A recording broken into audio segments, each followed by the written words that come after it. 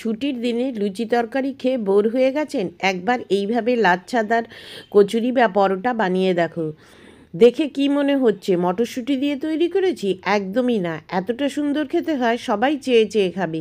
বাড়িতে অতিথি এলে বানালে রেসিপি জানতে চাইবে। কি দিয়ে কিভাবে বানিয়েছি জানতে হলে শেষ পর্যন্ত দেখার অনুরোধ রইল। আর এই রকম নিত্য নতুন রেসিপি দেখার জন্য আমার চ্যানেলে তোমাদের সবাইকে স্বাগত। ভালো লাগলে লাইক, কমেন্ট, শেয়ার করার অনুরোধ রইল। Let's start this recipe easy cooking with me. লাচ্ছাদার পরোটা বা কচুরি বানানোর জন্য প্রথমে ভেতরে স্টাফিংটা রেডি করে নেব। প্রথমে এখানে দেখো দুটো সেদ্ধ আলু আমি খোসা ছাড়িয়ে ঠান্ডা করে নিয়েছি। এবার একটা গ্রেটারের সাহায্যে এটাকে খুব ভালোভাবে গ্রেট করে নিচ্ছি। চাইলে তোমরা হাত দিয়েও চটকে নিতে পারো। এবারে এখানে 2 চামচ মতো ধনেপাতা কুচি দিয়ে দিচ্ছি স্বাদ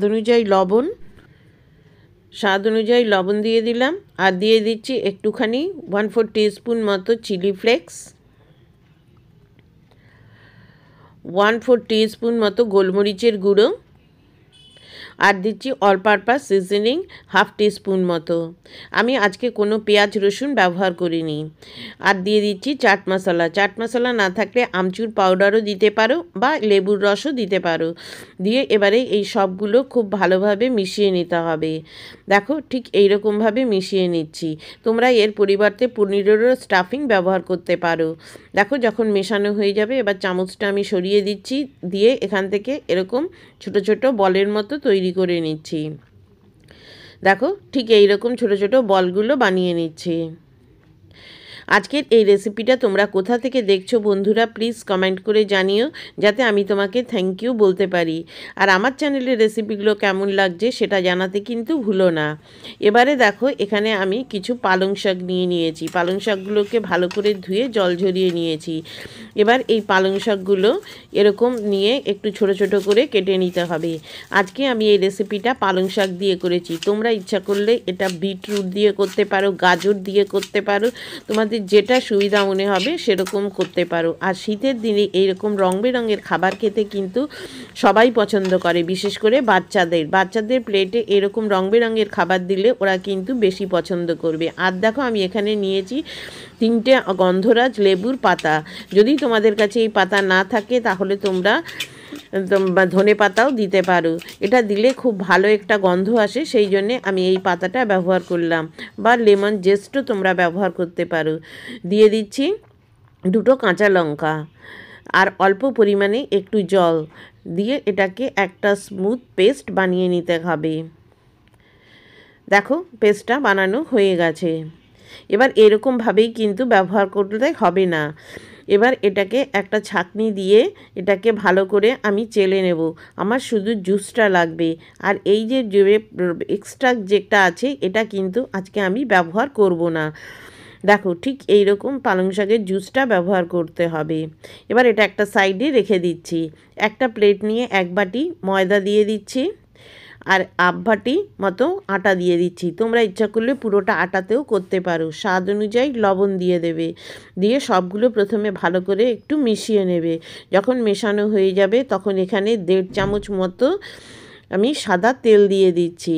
1.5 চামচ সাদা তেল দিয়ে এবারে এটাকে ময়দার সাথে খুব ভালো করে এরকমভাবে মিশিয়ে নেবে, যাতে প্রত্যেকটা ময়দার গায়ে তেলটা খুব ভালোভাবে লেগে যায়। এবারে অল্প অল্প করে পালং শাকের জুসটা বানিয়ে রেখেছো যে সেইটা অল্প অল্প করে দিয়ে এটাকে মেখে নিতে হবে, খুব যেন বেশি নরম না হয়ে যায়। দেখো ঠিক এইরকমভাবে আমি মেখে নিচ্ছি। আর এটা একটা হেলদি রেসিপি, শীতকালে এরকম খেতে কিন্তু দারুণ লাগে। দেখো এরকমভাবে মেখে নিয়ে এটাকে ঢাকা দিয়ে একটু সাইডে রেখেছি। 2 চামচ মতো বেঁচে গেছে, ঢাকা দিয়ে রেখে দিলাম। এবারে এর একটার জন্য একটা পেস্ট বানিয়ে নেব। এখানে 2 চামচ মতো কর্নফ্লাওয়ার দিয়ে দিলাম আর একটুখানি সাদা তেল দিয়ে দিচ্ছি। দিয়ে এটাকে ভালো করে প্রথমে মিশিয়ে নিতে হবে। দেখো ঠিক এইরকম পেস্টের মতো হয়ে গেছে, মনে হচ্ছে একটু ঘন আছে, সেই জন্যে আমি আরও একটুখানি তেল দিয়ে দিলাম। দিয়ে মিশিয়ে নিয়ে এটাকে দেখো ঠিক এইরকম হবে, একটা সাইডে রেখে দেবো। এবারে দেখো এটাও একটু অনেকক্ষণ রেস্টে ছিল। এবার এখান থেকে ঠিক এরকমভাবে আমি একটু রোল করে নিয়ে এখান থেকে আমি 3টে বড় মতো এরকমভাবে কেটে নিচ্ছি। আজকে লাচ্ছা পরোটাটা কিন্তু আমি একদম অন্যভাবে বেলবো, ঝটপট তৈরি হয়ে যাবে। এই 3টে থেকে আমি কিন্তু 6টা পরোটা বানাবো। দেখো ঠিক এরকমভাবে একটু গোল করে নেবে, দেখতে কত সুন্দর লাগছে তাই না বন্ধুরা? আর আমার এই সব রেসিপিগুলো তোমরা আমার ফেসবুক পেজে পেয়ে যাবে। আর ফেসবুক থেকে দেখলে আমার পেজ দুটোকে ফলো করার অনুরোধ রইল, লিংক নিচের ডেসক্রিপশানে আমি দিয়ে দিয়েছি। এবার একটা চপিং বোর্ডের ওপরে একটুখানি ময়দা ডাস্ট করে এটাকে এরকমভাবে বেলে নিতে হবে।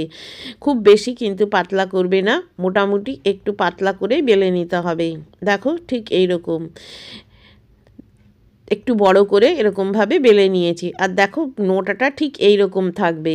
এবারে যে বেসটা বানিয়ে রেখেছিলাম কর্নফ্লাওয়ার আর তেল দিয়ে, সেইটা ঠিক এর উপরে সমানভাবে এরকমভাবে দিয়ে দিতে হবে।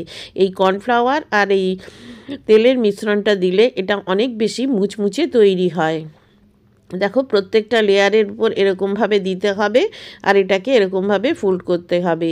এই লাচ্ছা পরোটার এই প্রসেসটা কিন্তু আমার খুব বেশি সুবিধার বলে মনে হয়। তোমরা কিভাবে করো লাচ্ছা পরোটা সেটা কিন্তু আমাকে কমেন্ট করে জানাতে পারো। দেখো এবারে এইরকম একটা রোল করে নিতে হবে, ঝটপট কিন্তু এটা তৈরি করে হয়ে যায় আর সময়ও কিন্তু খুব কম লাগে। আমি যখন বানাই তখন কিন্তু এই পদ্ধতিতেই বানাই। দেখো এবারে এটাকে ঠিক মাঝখান থেকে এরকমভাবে দুটো ভাগ করে নিতে হবে। এইবারে তোমরা দেখো এর ভেতরে কত লাচ্ছা তৈরি হয়ে গেছে। দেখো এবারে আলতো হাতে এটাকে একটু চেপে চেপে এটাকে একটু চ্যাপটা করে নিচ্ছি, একটুখানি ময়দা ডাস্ট করে দিচ্ছি, দিয়ে এটাকে এরকমভাবে চেপে নেবে প্রথমে। এই যে ময়দার যে গুঁড়োটা দিলাম এটা এর ভেতরে চলে গেল এবং এই লাচ্ছাগুলো আরও বেশি প্রমিনেন্ট হয়ে গেল। দেখো এরকমভাবে একটুখানি পাতলা করে, খুব বেশি পাতলা করবে না, তাহলে যখন পুরটা ভরবে তখন কিন্তু ফেটে যাবে। দেখো ঠিক এই রকমভাবে আমি বেলে নিয়েছি আর দেখতেই পাচ্ছ যে লাচ্ছাটা কত প্রমিনেন্টভাবে বোঝা যাচ্ছে। দেখো লাচ্ছাগুলো কিন্তু একদম বোঝা যাচ্ছে। আমি আর একটাও ঠিক এই রকমভাবেই সবগুলো আমি করে নিয়েছি। দেখো এরকমভাবে করে নিয়েছি। যদি এই রেসিপিটা বন্ধুরা বাড়িতে বানাও, বাড়ির লোক খেয়ে কী বললো সেটা কিন্তু আমাকে জানাতে ভুলো না। আর আমার চ্যানেলে এরকম নিত্য নতুন রেসিপি দেওয়া আছে, তোমরা চাইলে আমার চ্যানেলে গিয়ে দেখতে পারো। দেখো সবগুলো এরকমভাবে বেলে নিয়েছি। এবারে দেখো যে দিকটা এরকম লাচ্ছাটা বেশি আছে এই দিকটা কম আছে, যে দিকটা লাচ্ছা বেশি দেখা যাচ্ছে সেটা কিন্তু এরকম নিচের দিকে দিতে হবে। দেখো আমি ঠিক যেভাবে দিচ্ছি ঠিক এইভাবে প্রথমে এইগুলোকে এরকমভাবে সাজিয়ে নিচ্ছি। নিয়ে এবারে যে আলুর যে পুরটা তৈরি করে রেখেছিলাম সেই পুরটা একটা করে বল এর উপরে দিয়ে দেব। একদম কিন্তু ঝটপট তৈরি হয়ে যায়, কোনো রকম কিন্তু সময় লাগে না। এবারে যে ছিল জলটা সেটা দিয়ে চারপাশটা একটুখানি এরকমভাবে ভিজিয়ে নিচ্ছি, নিয়ে ঠিক এরকমভাবে কুচি দিয়ে একটা পটলির মতো করে মুখটা ভালো করে বন্ধ করে নেবে। নিয়ে এবারে কিন্তু এটাকে আলতো হাতে চেপে চেপে এটাকে বড় করতে হবে, আর কিন্তু বেলার প্রয়োজন নেই। দেখো এটা কিন্তু এরকমভাবে চাপ দিলে এটা কিন্তু বেশ বড় হয়ে যাচ্ছে এবং আলুর পুরটাও কিন্তু পুরোটার ভেতরে এরকমভাবে ছড়িয়ে যাবে। তোমরা এটাকে কি বলো, কচুরি বলবে না পরোটা বলবে? আর আমি এরকম একটুখানি মিডিয়াম সাইজেরই করেছি। ঠিক একইভাবে এরকমভাবে করে নেব। দেখতে যেরকম সুন্দর হয়েছে বন্ধুরা, খেতেও কিন্তু সেরকম সুন্দর। যাকে খাওয়াবেন সেই কিন্তু এই রেসিপির প্রশংসা করবে। আর শীতকাল থাকতে থাকতে অবশ্যই একবার এই রেসিপিটা বানিয়ে খাওয়ার অনুরোধ রইল। এবার একটা কড়াই বসিয়ে দিয়ে এটাকে আমি আজকে শ্যালো ফ্রাই করব। তোমরা ইচ্ছা করলে এটাকে ডিপ ফ্রাইও করতে পারো বা এটাকে এয়ার ফ্রায়ারের তেলটাকে ব্রাশ করে নিয়ে এয়ার ফ্রায়ারেও এটাকে ভেজে নিতে পারো, সেটা আরও হেলদি। এবার দিয়ে উপর থেকে এরকমভাবে অনবরত গরম তেলটা দেবে আর দিতে দিতে দেখবে এই লাচ্ছাগুলো কিন্তু উপর থেকে বেশ সুন্দরভাবে খুলে এসছে। এবারে একটুখানি হয়ে যাওয়ার পর 1 মিনিট পর এটাকে উল্টে দেবে, দিয়ে এই দেখো লাচ্ছাগুলো কত সুন্দরভাবে খুলে এসছে। এবারে উল্টে পাল্টে লাল লাল করে ভেজে নিতে হবে, একটু চেপে চেপে দেবে। দেখো লাচ্ছাগুলো কিন্তু বেশ খুলে খুলে এসছে। এইভাবে একদিন বানিয়ে দেখতে পারো। কম সময়ে ঝটপট একটা নাস্তা বা সকালের জলখাবার তোমরা বানিয়ে ফেলতে পারবে। আর বাচ্চা থেকে বড় সবাই কিন্তু এটা খেতে পছন্দ করবে। দেখো যে দিকটা ফোল্ড আছে সেই দিকটা নিচে দেবে, আর লাচ্ছার যে দিকটা আছে সেই দিকটা তুমি ওপরে দেবে, দিয়ে চামচ দিয়ে অনবরত গরম তেল এটার উপরে দিতে থাকবে। আস্তে আস্তে এই লাচ্ছাগুলো কিন্তু খুলতে থাকবে। ঠিক এইরকমভাবেই সবগুলো আমি ভেজে নিয়েছি। আর এটা খেতে কোনো রকম আলুর তরকারির প্রয়োজন পড়বে না। আজকে আমি এটা সার্ভ করেছি আমের আচার এবং টমেটো সসের সাথে। এই আমের আচারটা আমি বাড়িতেই বানিয়েছি। ব্যাস তৈরি হয়ে গেল ঝটপট সকালের জলখাবার। আজকের এই রেসিপিটা যদি তোমাদের বন্ধুরা ভালো লেগে থাকে তাহলে লাইক, কমেন্ট, শেয়ার করার অনুরোধ রইল।